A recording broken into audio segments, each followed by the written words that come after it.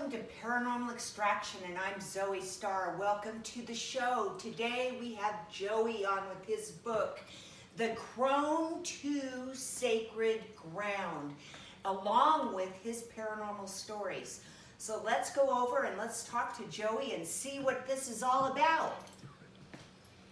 Joey, hi! Hello to you both. How are you? Hello, we're doing well. Now, first of all, I just want you, I just know that you're globally known, and also that you just got accepted to do a curriculum at a college. They're using your book as a part of their curriculum. Am I correct? Correct. Through the University of Las Vegas here.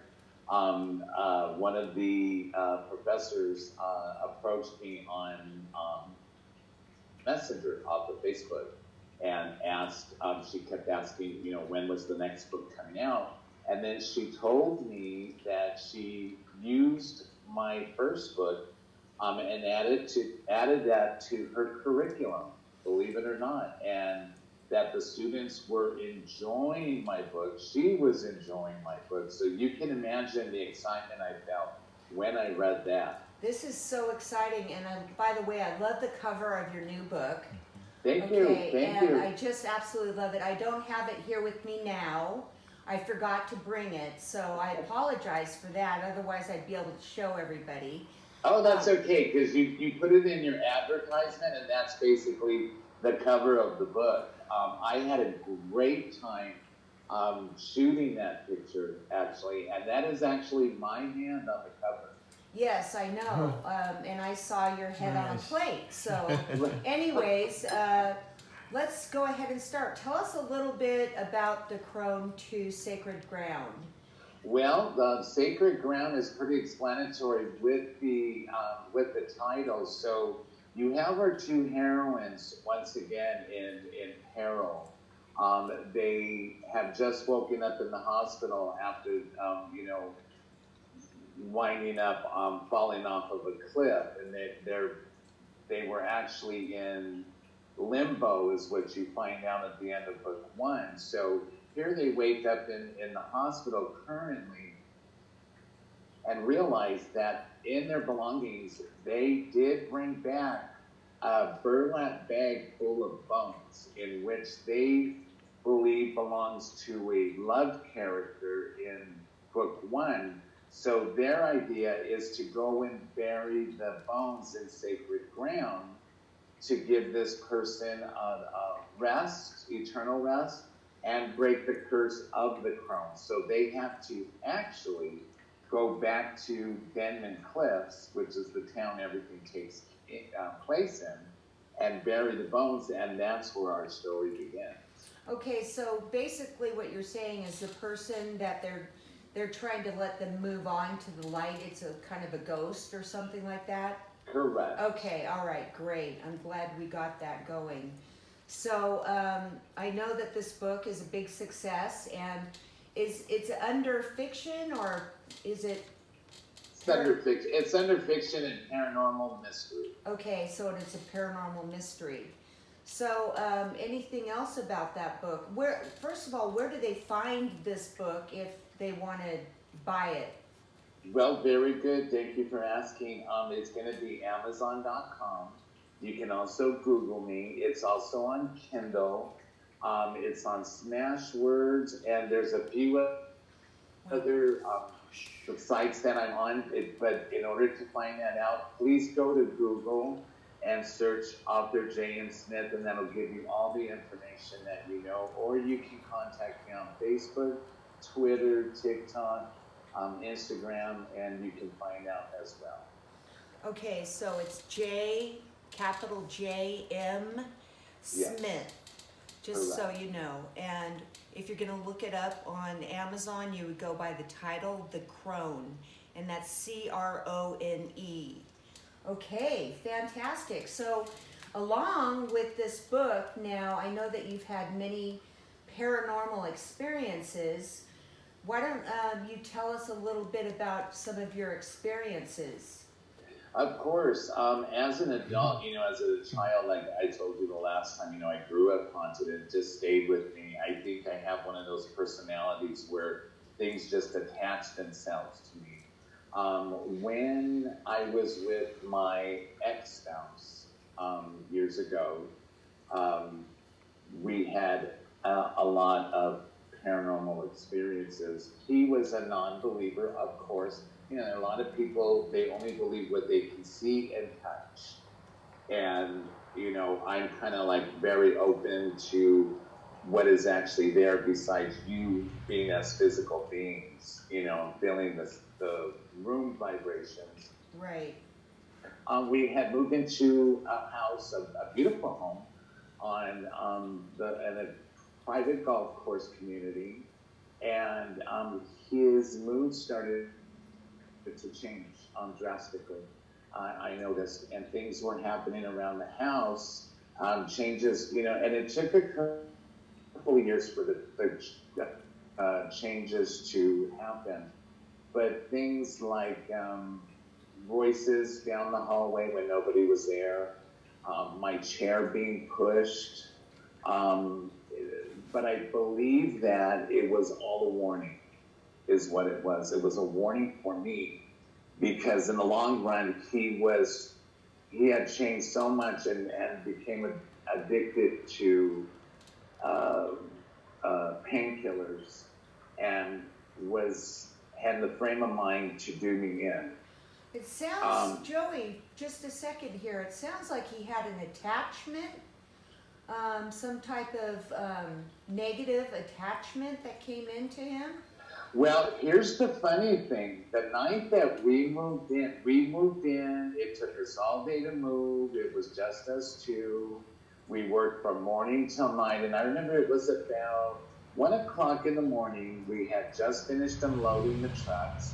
We had no curtains on the windows yet. You know, we were still standing in boxes.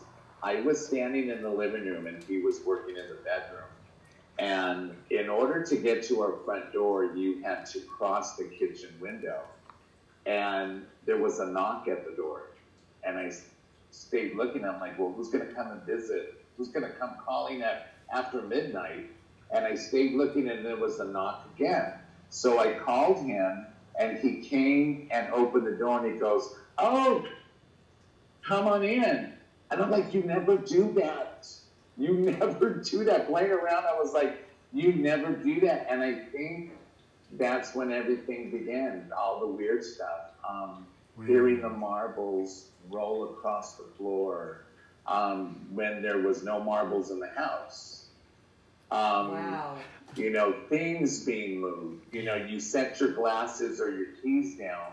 You go back to get them a few minutes later, and they're somewhere in the living room under the cushion. You know, little things like that. Awesome. Well, that's interesting, because if it was an attachment on him, those types of things wouldn't happen.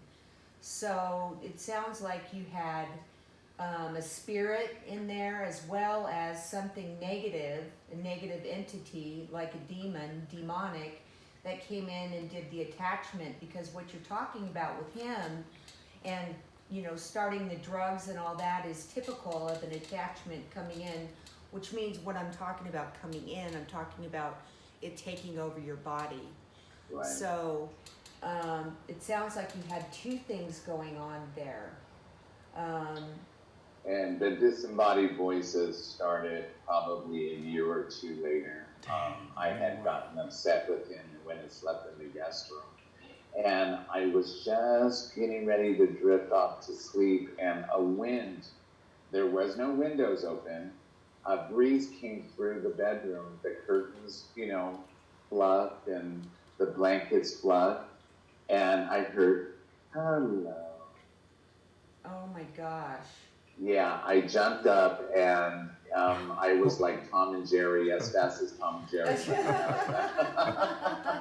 I didn't care if I was mad at him or not. I would have jumped in bed with him. You were the road runner. Oh my gosh. Wow. Okay, so we have some marbles, we had some other things that were going on in there that were moving around. Glasses would move. And Yes. what when yeah, go ahead. I'm sorry. Go ahead. when he started to change for the worse, and his whole demeanor changed, the expressions on his face, very cold, like stoic, eyes very deep and cold. When things started happening, I remember getting a call at work, and he said he was leaving the house because whatever was there didn't want him there because things were flying off the wall. He went to grab his toothpaste and it shot across the bathroom floor. We had some big wall sconces on the wall. Those flew off at him, and he said he wasn't going to be there alone with them. Wow, okay. So you notice these things and you notice these changes in him. You spoke to him about this and were you scared? Oh, I was terrified. I was dealing with the goings on in the house and what was happening with him. And, you know, when you love somebody, you will go to the ends of the earth to try to help them, whatever, you know, peril they're in. And I saw that he was getting more and more addicted to the medication. So my focus was more on helping him become, you know, to get rid of that addiction, which I never won. It was a fight that I was never going to win. Right. And so what it all boiled down to is that he did try to take my life. Yes. One night it all boiled over. It took 5 police officers, 5, mind you, to take him down. Yes. We spoke about this, and as far as the addiction that you get, I have my own personal experience that happened with, and I'll just kind of make it short, but I got addicted, highly addicted to alcohol, and became very similar to what you're talking about right now. And I was actually pushed to the floor in the Jesus Christ position, and I could not move my body. And I woke up the next morning and went in the bathroom and saw that all of these, they use them for cancer patients because my husband had gotten cancer and had died, and I left them in there, and they were the painkiller for that, but it's liquid. I can't remember the name of it. All of the jars were in the sink. I drank all of them, and I woke up and I was alive. So I'm telling you right now, I know that inside of me was a negative attachment that was either took their life because they died of drug addiction and looked at me because I had holes in my aura from being addicted, that they came into my body and actually lived off me and wanted that addiction to happen again so they could feed off of me. So when I was done, when I figured that out after I woke up, knowing my paranormal and my spiritual history, I actually did a full-on cleansing and a type of exorcism on myself to release the demon from me. Now, it took me about another 4 months before I actually stopped drinking completely. So that's my story of having a similar experience to your ex-husband's experience. Now, do you believe that maybe something like that is valid in this case, or? Oh, very much so. Very, very much so.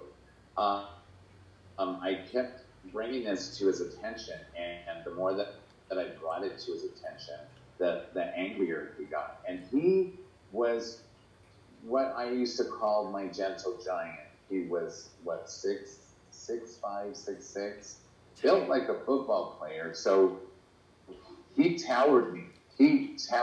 And I used to call him my gentle giant. A wonderful, just a wonderful presence to be around. And then when we moved into this house, things seriously took a turn for the worse. Wow. Now, so I know that after this, when the police came, you finally had to get rid of him out of your life because it was such a bad situation that you were in, that he he actually didn't get any help, didn't get better, and you had to move on. Is that correct? Oh, of course. I mean, and it was funny because I had to stop him from following me because he was, following me all over town, even though you have all the courts, in place behind and everything.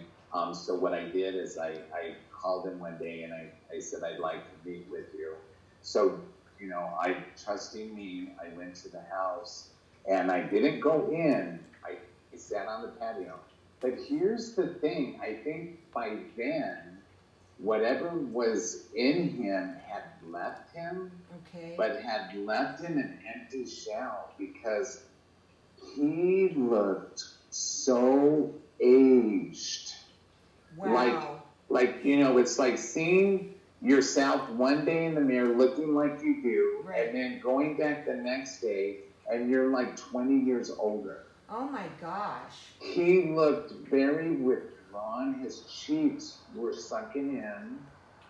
And we're just talking like, a couple of months' time.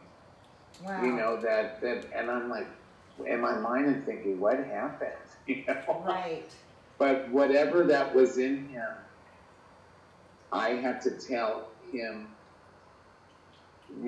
goodbye and don't follow me. I loved you. Love with an ED, past tense.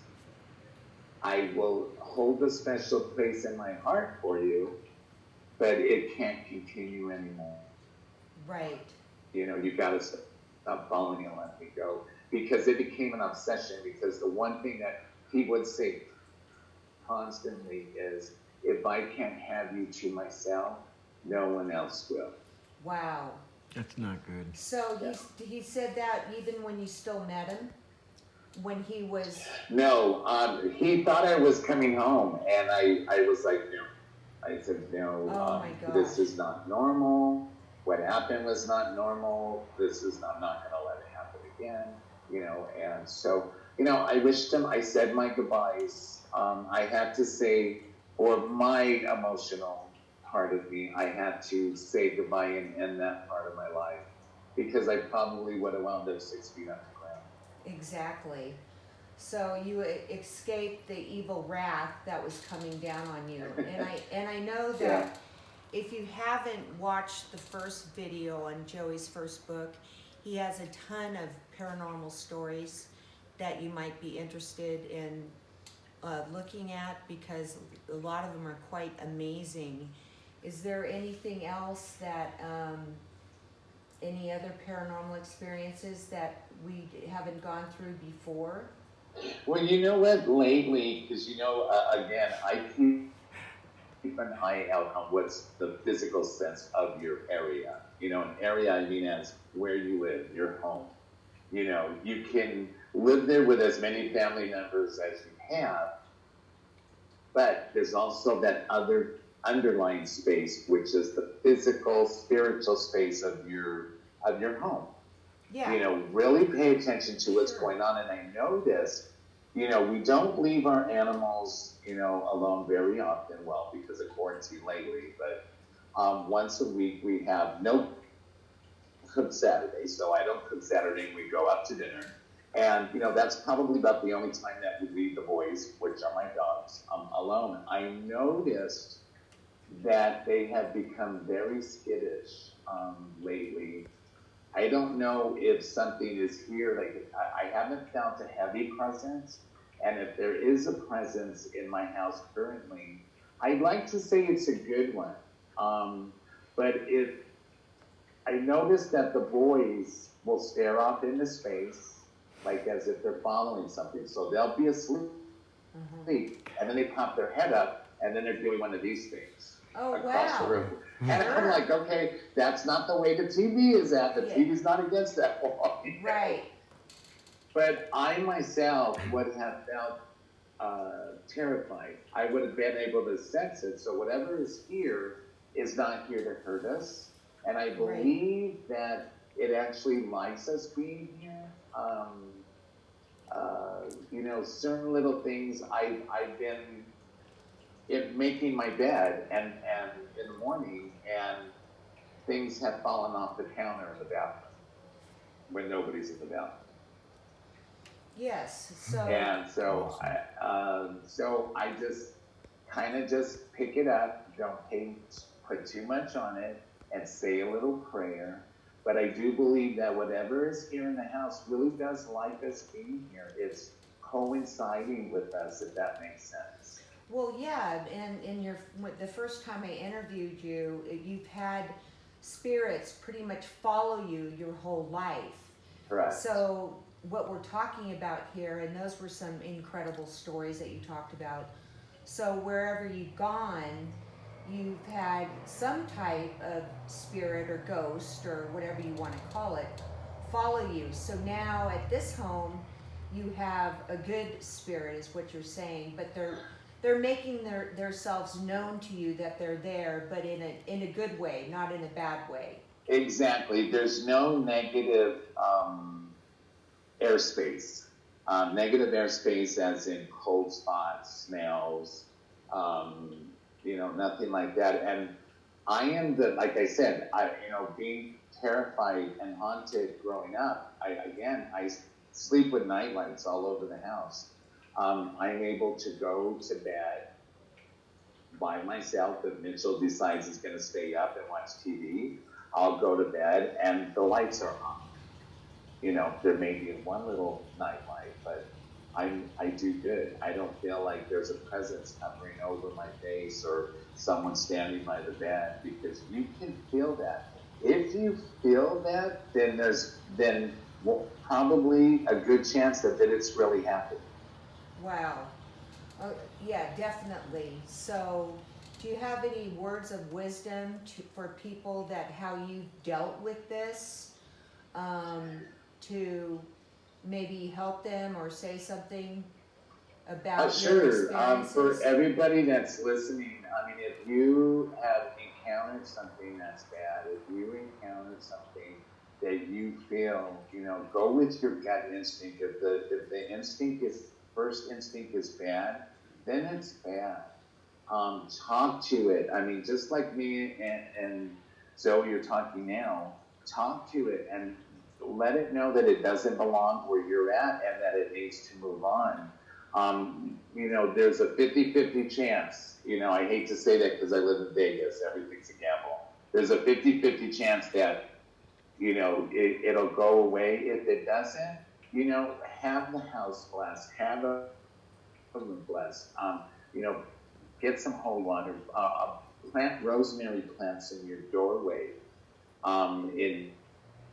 Near the entry of your door. Rosemary is very good about keeping the bad spirits away and bad people, believe it or not. But pay attention to the other space in your house besides what you occupy. Right, exactly. And this can also happen when you're out. If you're out at other locations where you get a bad feeling, and these things can be in there as well. Have you had that experience where it hasn't been in your home, that when you've been out somewhere, have you had any kind of experiences? Oh yeah, all the time. And I always tell Mitchell, probably Mitchell thinks I'm cuckoo for Cocoa Puffs, but we've been married so long now. He knows when I'm telling the truth. We've been in certain restaurants, or we have been at certain friends' houses, and I told Mitch, we don't belong here. Something doesn't want us here. You can just feel that negative vibe. It's almost like a little feeling you get in the pit of your stomach. You can just feel it, and I always feel it across the back of my shoulders. I always get this. It's like being in between cold and hot, and none of them are winning, but they're both fighting to take over. And it's kind of that feeling that I get when you feel like something doesn't want you there or you don't belong. Right. So you're very much an empath. So you feel a lot of energy from a lot of different things, I'm assuming, than most people would feel. So, yeah. Yeah, so you are. Well, those are some pretty great stories. I mean, at least not really a story, but a story. And then also about your house. And I think that you telling them a little bit about what they can do can really help people. Oh, I hope so. I mean, I'm not, an expert at it. I just know that what I have learned through my research and what works for me. But if I might say something lately, you had asked me last time when the last interview we had last year, about the house that I grew up with and if I ever wanted to return. This is the weird thing. The last couple of weeks, I have been having these dreams of me standing on the front porch of that house. Um, and I wake up frightened. Believe it or not, I have woken up frightened. And it's that feeling that you can burst out in tears, but you don't know why. Right. And in one of the dreams, I was in the corner of the front room in the dark, and I am just literally bawling my head off. And I'm like, why is this house pulling me back into it after all these years? Well, yeah, because you had such negative experiences in there. That place frightened you to death. I mean, the story that we're talking about now is nothing, well, it is. I mean, the story that you told and the five cops, cops coming. Okay, yeah, that was good. That was really good. That's going for the bloopers. Yeah, just That's for everybody, everybody knows that we never ever cut anything out, and what you're seeing is what you get. So anyways, let's just forget about the five cops, but they don't know the real story behind that, because that was the most profound story. However, being scared from ghosts or poltergeists, that's the house you're talking about right now that you're dreaming of. So are you dreaming of the same experiences or just scared to be on the porch? No, here's the weird thing, is that, you would think that I would relive what's in my memory and be scared of that. Right. This is new. Everything is new. I'm standing actually at the front porch, and I'm looking around. I could see the bushes to my right, my bedroom window, what was my bedroom window to my left, up the front door, the grain on the door, the grain on the screen door. And then all of a sudden I'm inside, and I am literally clutching my fist to my chest. I can feel and see the curtain drapery behind me. There's no furniture in the house, and it's dark, but just enough light for me to see, the layout of the house. And I am literally terrified out of my mind. And then I wake up, and I stay with that feeling of, I just want to burst out and cry. Why is this happening? Is it calling me back? Do I need to go back? Right. Is it something the house wants to tell me, or what? Right. Well, you're going to have to say a bunch of prayers at night. First of all, you're very, very terrified of that house anyways. And yes, possibly it could be calling you back. The presence that was there, that was so negative and so scary. I mean, that's scary. We're talking like poltergeist stuff at that last place. Very much so. Or I could be, have not had the dream, but had the dream a couple of days back, and then I'm coming back from the store, and all of a sudden something just clicks in my memory about that dream, and I'm in the car, and my hands are literally sweating, and yes. I'm terrified for that moment. I have to count myself down, and I'm like, what, leave me alone, house. I'm gone. I don't want anything to do with you. But I don't know if it's reaching out to me. I don't know if it is or not. And I really don't at this point in time. Maybe in the future, but not now.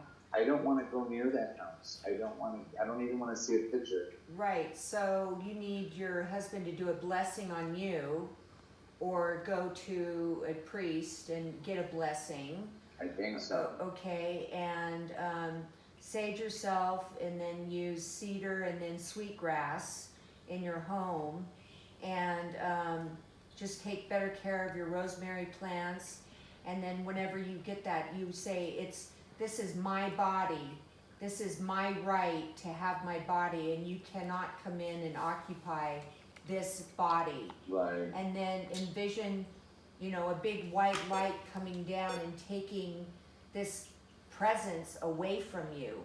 So it could be that, or something in your life lately has triggered those feelings or that event.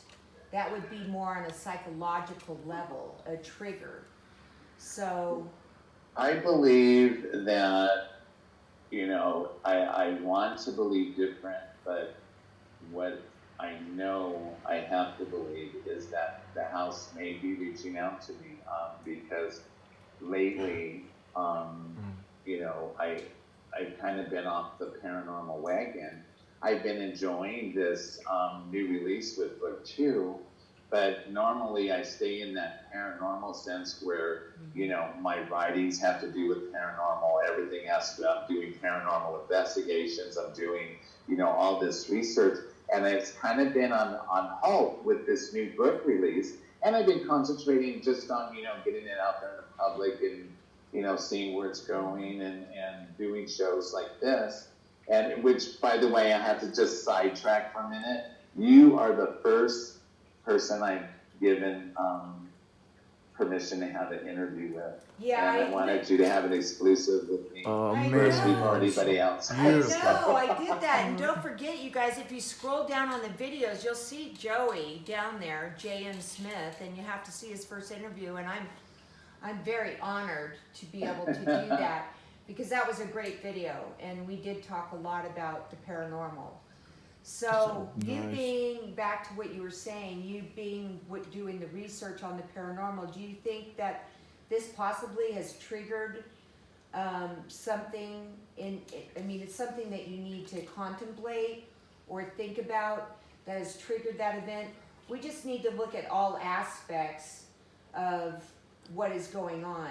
There's one we just talked about, blessing yourself, blessing the house. Then on the other side of it is, have you delved into thinking anything that this could come back into your memory, or why it's pulling you back? Or do you said you actually really do believe that this house is trying to pull you back into this negative? You really believe that then? I really do, and again, lately, I've kind of jumped off the paranormal bandwagon, and my thoughts, and you'll find out why, but I've been off the paranormal bandwagon and just dealing with the getting my book out there, dealing with your social media and trying to get your name out there, and that's been the only thought process in my mind. I've been so busy, and that house and any kind of horror stuff has actually been put on hold for a while, and all of a sudden this has started popping up in my life about this house. And I'm thinking, okay, as much as I don't want to go there, do I have to? Right. Should I just go just to go? And am I giving into what's calling me? Am I going to be strong enough? That's the key word. Am I going to be strong enough to be able to handle what's going to be put my way and laid before me if I show up at that house? No. If you feel at all like you're not going to be strong enough, or if you're telling me, I'm going to tell you right now, you're not. You're not strong enough to go, and there's no way in hell that you should go anywhere near that house until you feel like a spiritual warrior. Right. And yeah. I have big, gigantic muscles that I can deal with this. That's right, exactly. I don't know how Lorraine Warren, Ed and Lorraine Warren, handled, everything that they encountered. Right. And because I am right now, I'm so fearful. I'm a grown old man who is very terrified of that house, and it's very real. Okay, well, first of all, you're not at that house, and Ed and Lorraine Warren would just do a blessing on you, okay? Because they're not into any hocus pocus. I mean, they're the real thing. Matter of Right. fact, I just saw their new movie yesterday. It's out at the theaters. I want to see it. Yeah. I am so their little fanboy. I love those movies. They Yeah. were the real thing. I mean, when the guy for the TV show and I talked about it yesterday, I was very adamant on him watching those movies or finding out more about them because they're the real thing. But they wouldn't necessarily go to that home, okay? They may end up going to the home if nothing stopped with you, but they would just go around and then they would do a blessing or something like that to you. And then if it didn't stop, then of course they would venture over to that home to figure out what was holding you there. But I think that if you just do, you know, some blessings on yourself in your prayer and get back into your paranormal stuff that you said you've been away from, and more into your spirituality because maybe you've been too busy, that it's going to go away on Right. your own. I think on your own it will, because you know enough about this because you've experienced this since you've been a child. I mean, As far as I can remember. yeah, and that house was terrifying. So I believe that you can do this on your own because everything else you've done, Joey, has been on your own.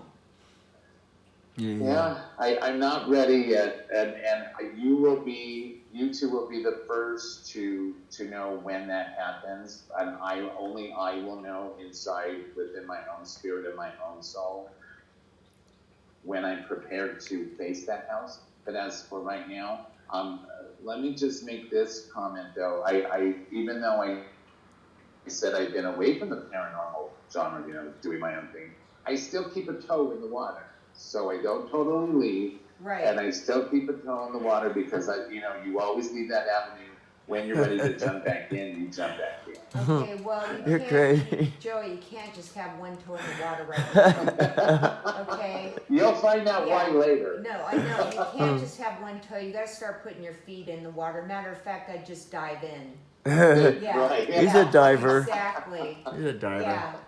So, well, that's some interesting stories that we have here. Is there anything else that you would like to talk about before we close this up? He had a Why don't we surprise. talk about your book again? Yes. Okay, sure. This is another harrowing adventure for the girls for Logan and Denny. This time they have new characters involved. They have Maggie, and I'm sorry, which is the grandmother. Now she makes an appearance in this book too. In book 2, you have the mother of Logan. You have the aunt of Denny in there, as well as the aunt's chauffeur. So again, I'm not a blood and guts writer. It's, I use your imagination. I write for the imagination, and then let you take and you can explain that experience of what you get from the book.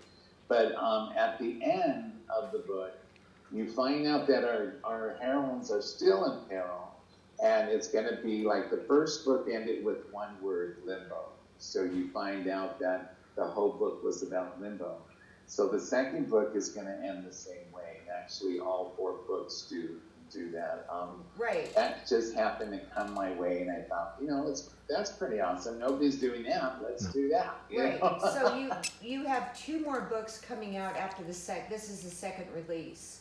So you actually have 4 books total, just so everybody knows.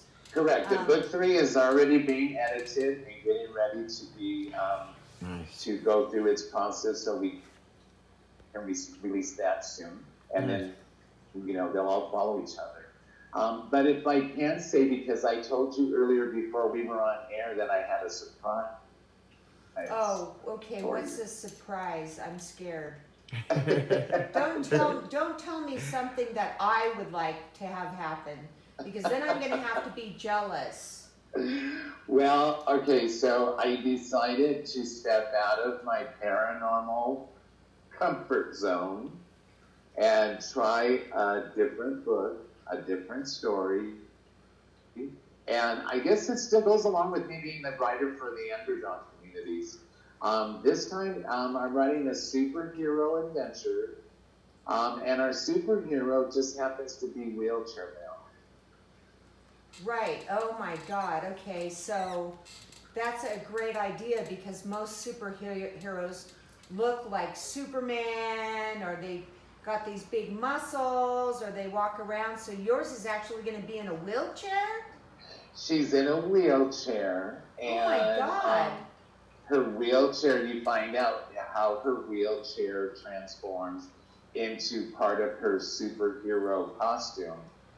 And she's 21, she's young, and she's beautiful. And why not in a wheelchair? Why not in a wheelchair? You know, this gives that, you know, the kids that, you know, and not only the children, and it's very important that we have something to look up to identify with. So we can see ourselves or somebody symbolizing what we look like on the screen. And why not? Well, why not? I think it's a great idea, and it's totally unique and different. And I'm trying to be very, very careful with the writing. Now, here's the funny part, because I'm trying to make it serious and funny at the same time. So her nemesis, because you know Batman had his Joker and Catwoman. Well, she has a woman by the name of Tarantula. Now, Tarantula is an exotic beauty from a far-off island. But if you say Tarantula fast 3 times, you're actually saying tarantula, and that's what she transforms into, half tarantula, half woman.